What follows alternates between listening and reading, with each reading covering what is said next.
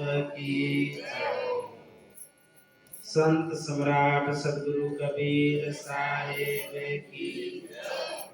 दाता श्री गौराम जी महाराज की जय। दाता श्री राजा राम जी महाराज की जय। दाता श्री माला राम जी महाराज की जय। अनंत कोटि संत महापुरुषों की जय। ध्यान मूलम गुरुरति पूजा मूलम गुरुपदम मंत्र मूलम गुरुर्वाक्यम मोक्ष मूलम गुरुकृपा मोक्ष मूलम गुरुकृपा। गुरु को कीजे बंदगी कोटि कोटि प्रणाम। कीट न जाने भ्रंग को दूर कर ले आप समान। कीट न जाने भ्रंग को दूर कर ले आप समान। ये तन विष के वेदरी गुरु मरत की खान। शीश दिया जो गुरु मिले तो भी सस्ता जान। शीश दिया जो गुरु मिले तो भी सस्ता जान। विश्व वंदनीय संत सम्राट सतगुरु कबीर साहब के पावन चरणों में कोटि कोटि दंडवत प्रणाम। मेरे हृदय मंदिर के आराध्य देव श्री गुरुदेव के चरणों में कोटि कोटि दंडवत प्रणाम। व्यास पीठ पे विराजमान परम पूज्य परम वंदनीय श्री साहिब जी के चरणों में दंडवत प्रणाम। वंदनीय पूजनीय हमारे मित्र संत सुख सागर जी महाराज, सत्संग प्रेमी बंधुओं, भक्तिमती माताओं एवं प्यारे बच्चों, आज रक्षाबंधन की उपलक्ष्य में सभी देशवासियों की माताओं बहनों को भाइयों को ढेर सारी शुभकामना। राम जी राम, साई भक्ति, बहन भाई का त्योहार है, प्रेम का। जैसे गुरु और शिष्य का गुरु पूर्णिमा पे मिलन होता है, साल भर नहीं मिल पाए तो कोई बात नहीं, गुरु पूर्णिमा के दिन शिष्य को गुरु की शरण में जाना चाहिए। इसी प्रकार रक्षाबंधन बहन भाई का प्रेम का त्योहार है, प्यार मोहब्बत का त्योहार है। इसलिए बहन कहीं भी रहती है तो उस दिन भाई के पास पहुंचती है या भाई ही बहन के पास चला जाता है। अधिकतर बहनें ही भाई के पास आकर के भाई को राखी बांधती है। राखी बांधने का मतलब भाई की लंबी उम्र की कामना करती है और कहती है कि आप मेरी रक्षा करना, आप मेरे भाई हो। भाई का कर्तव्य बनता है बहन की रक्षा करना। रक्षा का वर्णन है क्या है? बहन परमात्मा से रक्षा करती है, रक्षा कवच बांधती है। और भाई का भी कर्तव्य बनता है बहन का ध्यान रखने का। हमेशा बहन हमेशा भाई से व्यवहार होती है, इसलिए चाहे करोड़ों पति बहन और भाई चाहे गरीब हो तो भी भाई का फर्ज बनता है बहन को कुछ देना, क्योंकि भाई का कर्तव्य बनता है। इसलिए सभी भाइयों को बहन के प्रति प्रेम और श्रद्धा बनी रहे, ये हम शुभकामना और मंगल कामना करते हैं। चलिए अपन अपने सत्संग में लौटते हैं। मन के विषय में प्रसंग चल रहा था, करीब 10 दिन से ये मन के ऊपर ही चल रहा है। सतगुरु संत कहते हैं कि मन तुम्हें किस विधि कह के समझाऊं। मैं तुम्हें जो करीब करीब में जो तरीका जो जानता हूं तरीका सब लगाया। अब लास्ट उपाय बताते हैं, वो सतगुरु अपन को अपनी वाणी में बताते, उसको ध्यान से सुनना है। पहले ये मन काग था करता जीवन घात, अब तो मन हंसा भया मोती चुन चुन खा। अब तो मन हंसा भया मोती चुन चुन खा। सभी लोग साथ में गुनगुनाएंगे भजन को। मन तन किस विधि के समझाऊं रे, मन तन किस विधि के समझाऊं। मन तन किस विधि के समझाऊं रे, मन तोय किस विधि के समझाऊं। मन तोय किस विधि के समझाऊं रे, मन तन किस विधि के समझाऊं। गुरु मेरा लाऊं मन तन, गुरु मेरा लाऊं। सोनो वे तो सोगी मंगाऊं, सोनो वे तो सोगी मंगाऊं। ज्ञान शब्द की भोग लगा कर पानी कर पिघलाऊं। ज्ञान शब्द की भूख लगा कर, ज्ञान शब्द की भूख पानी कर पिघलाऊं रे, मन तन किस विधि के समझाऊं। मन तन किस विधि के समझाऊं रे, मन तन किस विधि के समझाऊं। मन तोय किस विधि के समझाऊं रे, मन तोय किस विधि के समझाऊं। गुरु का मेरा बताऊं मन तोय, गुरु का मेरा बताऊं। लोभो वे तो अरण मंगाऊं, ऊपर धवड़ दबाऊं। लोभो वे तो अरण मंगाऊं, ऊपर धवड़ दबाऊं। ज्ञान शब्द की घन घोर मचा कर, घन घोर मचा कर। यंत्र तार खिंचाओ मन तोय किस विधि के समझाऊं।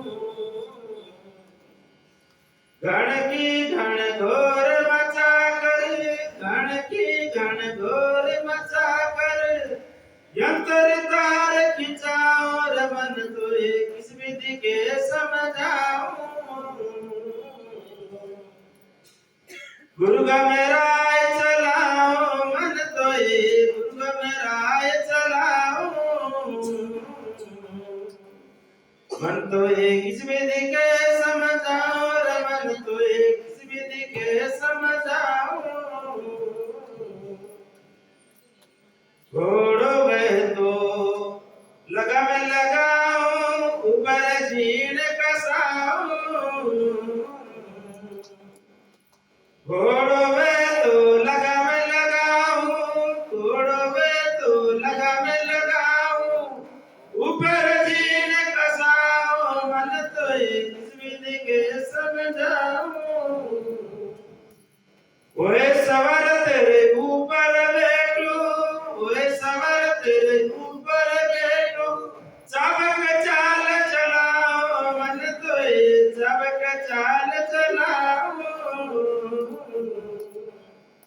मन तोय किस विधि के समझाओ रे, मन तोय किस विधि के समझाऊं। गुरु का मेरा चलाओ मन तोय, गुरु का मेरा चलाओ। हाथी वे तो जंजीर मंगाओ, चारों पांव कसाओ। हाथी वे तो जंजीर मंगाओ, चारों पांव कसाओ। ओए ममत तेरे ऊपर बैठो, ओए ममत तेरे ऊपर बैठो। आंखों से चाल चलाओ मन तोय, आंखों से चाल चलाओ। मन तोय किस विधि के समझाओ रे, मन तोय किस विधि के समझाओ।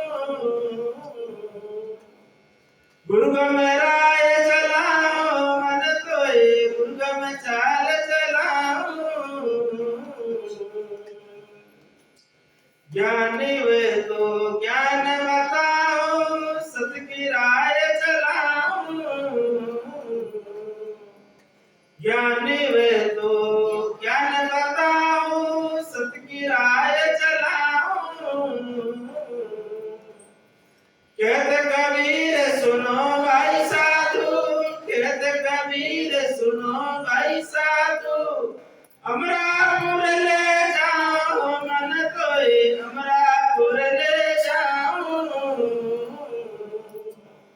मन तोय किस विधि के समझाओ, मन तोय किस विधि के समझाओ,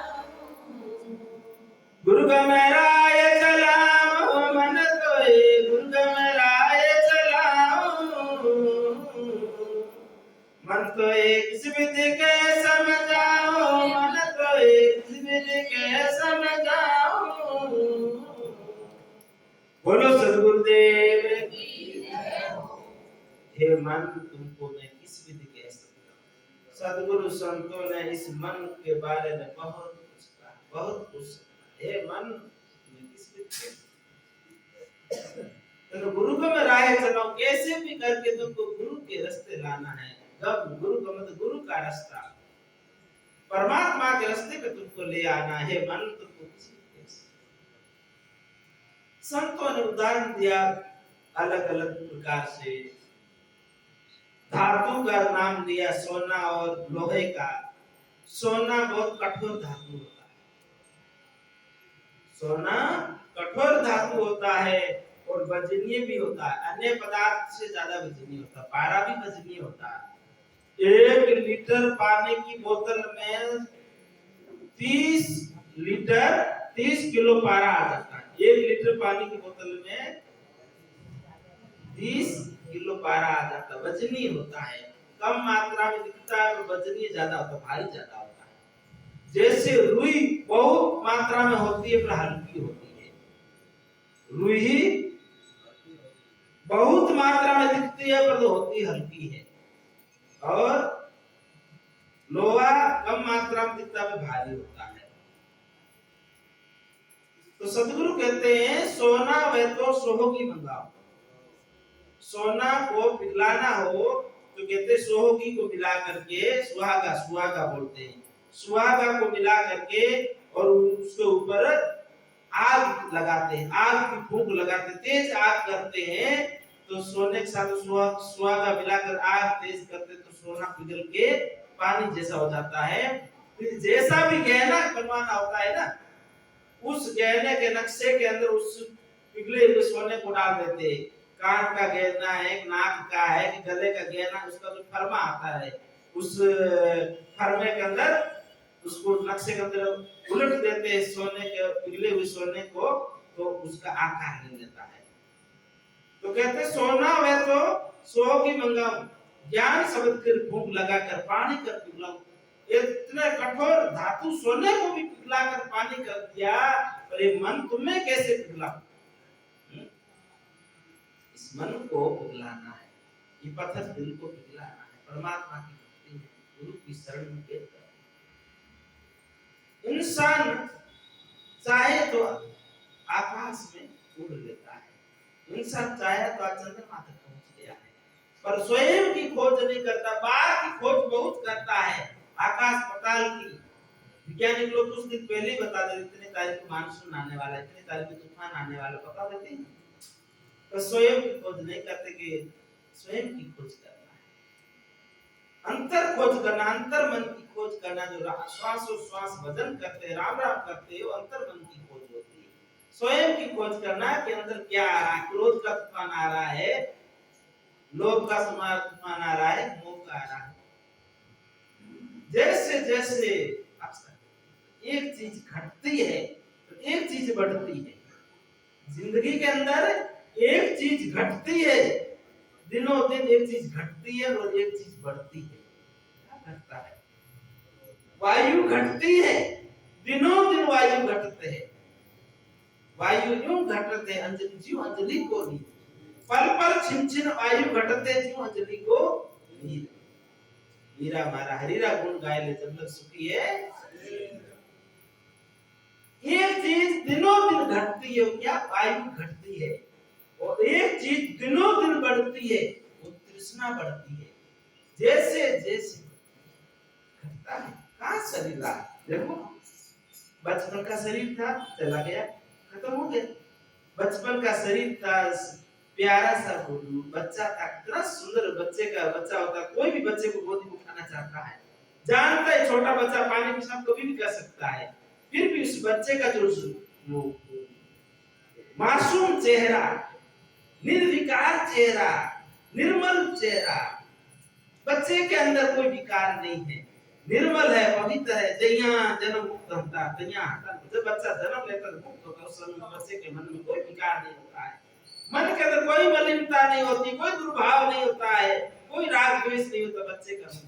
वो देखो प्यारी सी छवि कुछ दिनों में लुप्त हो जाती है, वो शरीर बचपन का खत्म हो जाता है, कुमार अवस्था आती है, कुमार अवस्था आती है, कुमार अवस्था 14 वर्ष की रहती है, और फिर 14 वर्ष के बाद जवानी शुरू होती है, 25-30 तक जवानी, दिनों दिन खून चढ़ता है और शरीर में विकसित होता है और जवान होता है। फिर 30 वर्ष के बाद में जवानी तो दिनों दिन खत्म होती है और बूढ़ापा आना शुरू होता है, परिपक्व अवस्था आती, बाल पकने लगते, कोई बाल पकना शुरू होता है और दिनों दिन शरीर फिर कमजोर होता, फिर शरीर जवान नहीं होता। 30 वर्ष के बाद तो दिनों दिन शरीर कमजोर होता है, जवानी भी चली जाती, जिसका नाम है जाने वाली जवानी, तो जवानी का भी शरीर चला जाता, शरीर कहाँ रहता है। फिर जवानी चली गई, अब विचार करो, जब बचपन चला गया, कुमार चला गया, जवानी चली गई, परिपक्व आई, अभी ठीमर, उसको कहते हैं ठीमर हो गया है, अब आदमी परिपक्व, जवानी चली गई, अभी परिपक्व, अब आदमी थोड़ा सयान हो गया, समझदार है, होश आ गया, परिपक्व हो गया, अब परिपक्व है, अब उसका खतरा नहीं, जवानी में ज्यादा खतरा रहता फिसलने का, बिगड़ने का, अब परिपक्व हो गया है, अब ठीमर है। फिर परिपक्वता चली जाती है, बुढ़ापा आ जाता है, बुढ़ापा भी धीरे धीरे, बुढ़ापा कोई सुनता नहीं है, बेटा बहू को कुछ कहते कुछ पूछते, बेटा कौन आया, अरे चुप करके बैठे रहे, क्यों बीच में टांग अड़ाते हो, कहीं पड़े रहे कोने में। अब देखो वही माँ बाप, बच्चा छोटा था 10 बार पूछता था तो माँ बाप 20 बार बताते थे उस बच्चे को, अब वही बच्चा जवान हो गया, माँ बाप बूढ़े हो गए हैं, आंख से दिखता नहीं, कान से सुना नहीं जाता, कहते बेटा क्या बोला, अरे सुना ही नहीं देता तो क्यों बोलते हो, चुपचाप पड़े क्यों नहीं रहते हो, डांटते।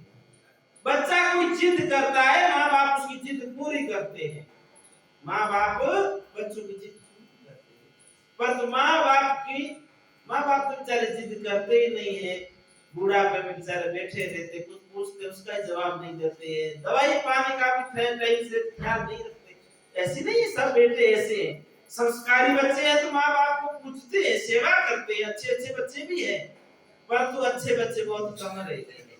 पहले के जमाने में पिता कुछ बोलता था तो बच्चा नीचे गर्दन करके सुन लेता था, अंदर जाके केवल रो लेता था, परंतु सामने उलट के जवाब नहीं देता था। और आज के बच्चे को बाप कुछ बोले है तो बच्चा बकरे की तरह ललाट करता है पिता के सामने, कहने का समय नहीं रहा। क्यों? बच्चे को तो संस्कार नहीं, शिक्षा तो बहुत हो गई है पर संस्कारों की कमी हो गई है, संस्कारों की कमी हो गई है। पहले जमाने में सास बहू कहती थी, बहू सुनती थी, आज के जमाने में इसलिए माता बहनों से हाथ जोड़ के विनती कहो, राम जी का नाम लो, भजन करो, ज्यादा कैसा कहो मत की लड़ाई झगड़ा हो, परमात्मा का भजन करो, बेटा खूब प्रशंसा करो कि नी सेवा करता है तो करी, वो बात लौट के आएगी। आप कहीं भी उसकी प्रशंसा करोगे, कोई भी कहेगा तुम्हारी सासू सास बड़ी प्रशंसा करती, सेवा करेगी, नहीं भी करती होगी तो भी करेगी, पर तो कम से कम प्रशंसा करने से अपने अंदर तो सद्गुण आता है, निंदा करने से दुर्गुण आता है, बुराई आती, मन मलिन होता है, गंदा होता है। क्यों बुराई करने का, खूब सेवा करता है तो भी करता, नहीं करता तो भी करता, क्या करना है, जाना है या रहना तो है नहीं, परमात्मा का भजन करना है। ये जर्जर अवस्था आती है, शरीर बंदर का जो मुख जाई, दिगमिगनाड़ हिले रे भाई, फिर दिगमिगनाड़ हिलती है और उठा नहीं जाता, बैठा नहीं जाता, बंदर के जैसे मुख हो जाता है, पूरा चेहरे में झुर्रियां पड़ जावे, आंखें मैंने बैठ जावे, પછી ચહેરો પહેચાણે જવાની વાળો ફોટો દેખો बचपन वालो फोटो देखो मतलब जर्जर अवस्था 100 वर्ष की उम्र फोटो देखो मिले चेहरो कठे चेहरो पहचान में नहीं आवे देखो समय चला गया वायु दिनों दिन घटती है तृष्णा दिनों दिन बढ़ती है अगर गुरु की संगत नहीं करेंगे बूढ़ापे में तृष्णा ज्यादा बढ़ती है क्यों बच्चे के जैसे मन खाने की भी मन में बार-बार तृष्णा जगती है पीने का उठने का बैठने का सुनने का जाने का हर चीज की तृष्णा बढ़ती है बूढ़ापे मन बस में नहीं होता तृष्णा ज्यादा बढ़ती है इसलिए अभी से मन को नियंत्रण कर लो तो बूढ़ापे में तृष्णा नहीं बढ़ेगा परमात्मा के भजन में संतुष्ट हो जाएगा ये तृष्णा प्रबल डाक नहीं खाई जुग संसार तृष्णा डाक नहीं है सात समुद्र का पानी पी जाती फिर भी वो संतुष्ट नहीं होती है ऐसी तृष्णा है इस तृष्णा को बढ़ाओ परमात्मा के भजन में लगे रहो सद्गुरु संत कहते हैं दूसरा कहते हैं लोहा वे तो आयरन मंगाऊं ऊपर धमन धमाऊं घड़ की घड़ घोर बचाकर यंत्र तार खींचाऊं दूसरा धातु लोहा बताया है इंसान लोहे को भी कैसे कूट पीट करके पतला कर लोहा वे तो आयरन मंगाऊं एरन उसको कहते हैं बहुत बड़ा भारी लोहा जो जमीन में गाड़ देते हैं थोड़ा सवार रखते हैं और उसके ऊपर जो भी रास होता है कुलाड़ी फावड़ा जो उसके ऊपर गरम करके रख के फिर ऊपर घन मारते एरन धमन धमाऊ जो साइकिल के पहिए में जो फूकनी लगी रहती है और उसको चलाते तो धमन धमकती है तो उसकी आग तेज होती है तो उसके अंदर जो लोहा जल्दी गर्म हो जाता है लोहा एकदम लाल होता है गर्म लोहे पे फिर ऊपर घण की घण घोर मचाकर ऊपर घण आमने सामने घण लेके बड़ा हथौड़ा से मारते हैं फिर यंत्र तार खींचो बड़े लोहे को कूट पीस गरम करके वो यंत्र पतली तार बना देते हैं बीना के अंदर सांगी के अंदर पतली कितनी पतली तार बना देते हैं सुंदर पतली तार कूट पीट करके गरम करके इतनी पतली तार बना दिया आजकल तो बहुत ही यंत्र है आधुनिक सुविधाएं हैं जो पतली से पतली तार बनाने पहले जमाने में ऐसे ही बनाया जाता था पतली तार बना देते थे वो बीने में लगाते थे और बीने को फिर अच्छे से उसकी मध्यम करके उसको बजाते तो अलग अलग रागनी निकलती थी धुन निकलती थी बीना बीना सुना है बीना सारंगी सितार गिटार इसके अंदर पतली पतली तारें लगी रहती गिटार में सितार में बीना में वो लोहे भारी लोहे से कूट पीट कर इतनी पतली तार बना दी है वो कहते हैं इस मन को कूटा नहीं पीटा नहीं इस मन को गर्म नहीं किया इस मन को भारी मन लोहे जैसा है कठोर इसको ज्ञान की भट्टी में डाल करके और इसके अंदर शब्द की फूंक लगा करके और इसको पतला कर देना है गुरु की भक्ति में लगा देना है वीणे की तार की तरह इसको नरम बना देना है पतली तार को जैसे मोड़ो उस तरफ मुड़ जाती है तो भारी लोहा नहीं मुड़ता है इसलिए ऐसा अपने आप को साधो सद्गुरु संत कहते हैं इसको सद्गुरु संत कहते हैं ये मन तो इस विधि के समझाऊं मन तुमको कैसे समझाऊं सद्गुरु कहते हैं ऐसे लोहे को भी कूट पीट के साथ इसी प्रकार अपने मन को भी साधना है निर्मल करना अपने मन को सद्गुरु फिर दो पशुओं का उदाहरण देते हैं घोड़ों वे तो लगाम मंगाओ ऊपर झीड़ कसाओ वे सवार तेरे ऊपर बैठो तो चाबक चाल चलो घोड़ा होता है ना घोड़े को ट्रेनिंग देना पड़ता है ऐसे घोड़ा चाल में नहीं चलता सही चाल नहीं चलता है घोड़े को चाल में चलाना पड़ता है सही चाल में उसको चलाने के लिए ट्रेनिंग देना पड़ता है घोड़ा दो प्रकार का होता है राठा और माठा एक घोड़ा होता है जो बहुत तेज भागता है कंट्रोल में नहीं आता है ऊपर पैर रखते घोड़ा भागता है उसके लिए कांटों वाली लगाम होती है लगाम के अंदर सूरा लगोड़ देवे कांटा लगोड़ा देवे और उन लगाम लगा देवे और फिर ऊपर बैठ जाओ जो घोड़ो ज्यादा भागे कंट्रोल में नहीं हुआ जो लगाम खींचे तो जमीन के अंदर घुस जाता है घोड़ा गाड़ी में ब्रेक लगे जो लगता है तो उसके अंदर लगाम के अंदर कांटा रहता है ना वो चुभता है तो घोड़ा तुरंत कंट्रोल में हो जाता है दूसरा घोड़ा होता है बाजिलो, चलने नहीं चाहे, उठे उठे घोड़ी खावे, चक्कर मारे, आगे एक कदम नहीं चले तो उसको ऊपर सवार होकर के चाबक रखता है, वो चाबक मारता है, फिर घोड़ा भागता, फिर उस चाबक की छाया को देख के घोड़ा डरता है। जैसे ही चाबक ऊपर करता उसकी छाया को देखता है तो घोड़ा आगे की ओर भागता है। घोड़ा एक पशु था, उसको भी इंसान ने अपने मन मुताबिक उसको अनुकूल बना दिया, अपना सेवक बना दिया, परंतु अपने मन रूपी घोड़े को चाबक नहीं लगाता है। अपने मन रूपी घोड़ा जो सत्संग में चलता नहीं है तो उसको ज्ञान का चाबक लगाना है, और चाबक लगाता नहीं। आज तो रक्षाबंधन है, आज तो कोई आने जाने वाले हैं, आज तो कल जाएंगे सत्संग में, न जाने एक पल पल बड़ा अनमोल चल रहा है, ये अवसर वापस कहाँ मिलने वाला है। आज तो बारिश आ गई है, आज तो कल चले जाएंगे, कल किसने देखा। आज अनमोल अवसर, पता नहीं कौन सा शब्द ऐसा निकले अपने जीवन में लगे तो अपना जीवन परिवर्तन हो जाए, जीवन धन्य हो जाए। कोई भी शब्द लगता है समय पे जीवन बदल जाता है, जीवन सुंदर बन जाता है। इसलिए कभी भी आलस मत करो, बर्बाद मत करो। बारिश आ रही है, छाता वगैरह लगा के किसी को साथ में लेके, भाई मेरे को किसी को मेरे को पहुंचा दे संतों तक, सत्संग तक, हाथ जोड़ लो, बेटों को पोतों को विनती करो, बेटा पूरा दे दो। आज बरसात आ मार चली जे कोनी पानी है मतलब तोटे तक पूरा दे, मतलब आलस नहीं करनो, सत्संग में पहुंच जाओ। सतगुरु संत कहवे ज्ञान रो चाबक लगाई इनमें मन में, और फिर अंकुश लगाओ। सतगुरु कहवे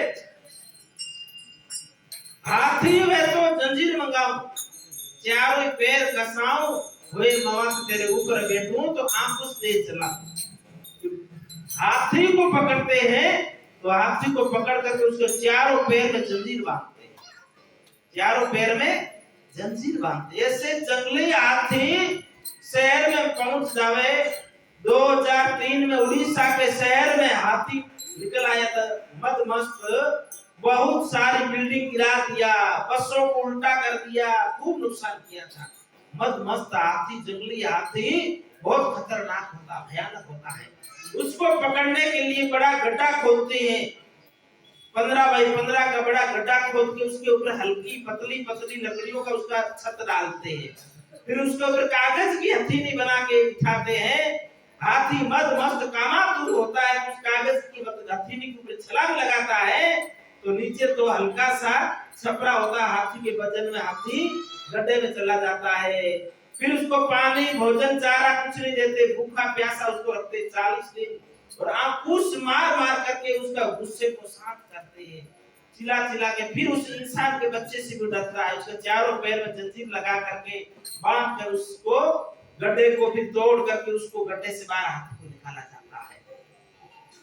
और फिर चारों पैर में सांकल बंधी रहती, ऊपर फिर इंसान बैठता, माउंट उसको महंत कहते हैं, महंत हाथी को चलाने को माउंट बैठता है, हाथ में अंकुश रखता, जब चलता नहीं तो अंकुश भाला होता है रोग वाला, उसका अंकुश देता है ऊपर चमड़ी के ऊपर, तो दर्द होता है हाथी चल पड़ता, फिर अंकुश का इशारा लगते ही हाथी चल पड़ता। वो मनुष्य के बच्चे का भी गुलाम हो जाता है, फिर मनुष्य को नुकसान नहीं पहुंचाता है, वो मनुष्य का सेवक बन जाता है।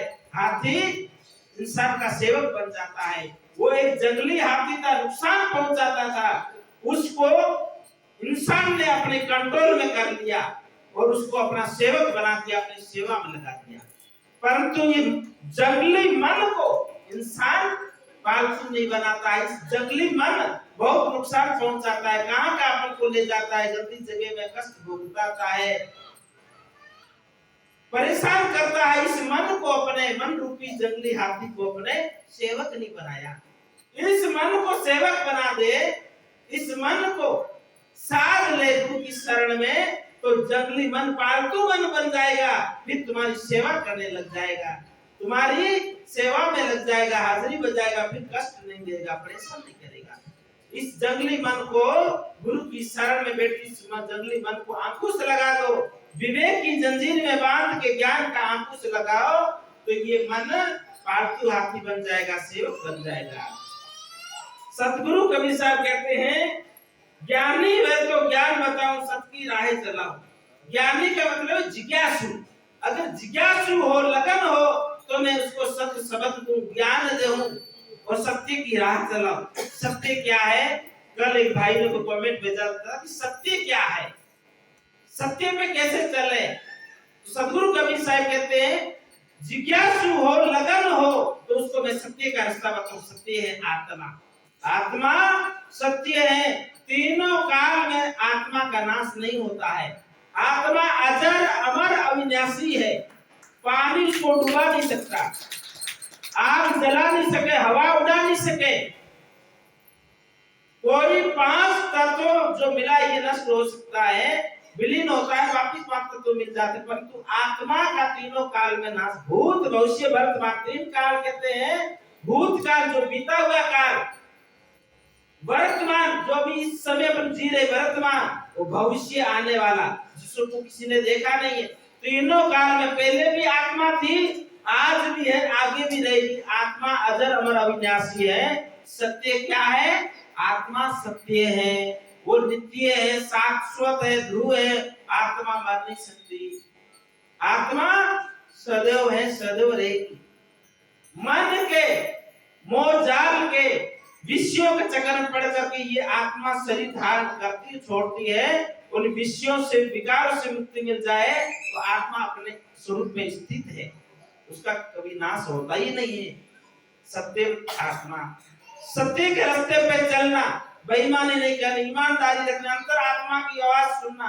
कभी भी आदमी गलत कदम उठाने से पहले अंतर आत्मा की आवाज सुने तो इंसान कभी गलत काम कर ही नहीं पाएगा।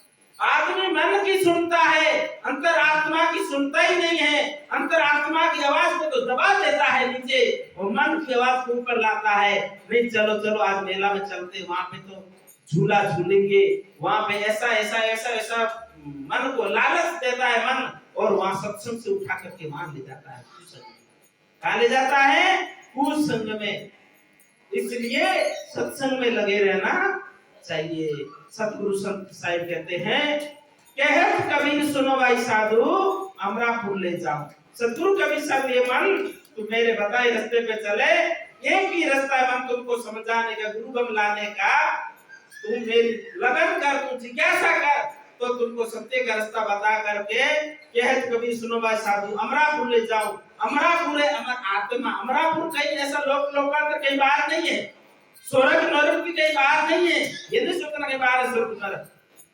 जहां प्रेम है, प्रेम है, घर में करुणा है, आपस में भाई भाई में, सास बहू में सत्संग है, भजन है, मन पवित्र है, तो ये स्वर्ग है।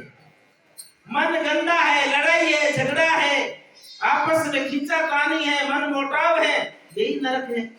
स्वर्ग नरक कहीं बाहर नहीं है, यही स्वर्ग, यही नरक का अनुभव कर सकते हो। देखते हैं कोई घर वाले ने क्या कर, उनका तो बेटा बहुत अच्छा है, उनका घर तो स्वर्ग है, स्वर्ग। स्वर्ग नरक कहीं बाहर नहीं है। इसलिए अपने मन को पवित्र कर लो और प्रेम का जीवन जियो, तो यही स्वर्ग है। सतगुरु कहते हैं, कह कबीर सुनो भाई साधु, अमरापुर ले जाओ। अमर आत्मा में जो मनोवृत्ति भटकती, मन भटकता है विषयों में, विकारों में, इसको अमर आत्मा में, अमर स्वरूप में, अपने स्वरूप में स्थित कर लेते हैं, अपने आत्म चिंतन में, और जीवन सफल बन जाता है, सुंदर बन जाता है। इन्हीं शब्दों के साथ अपनी वाणी को विराम। बोलो सतगुरुदेव की।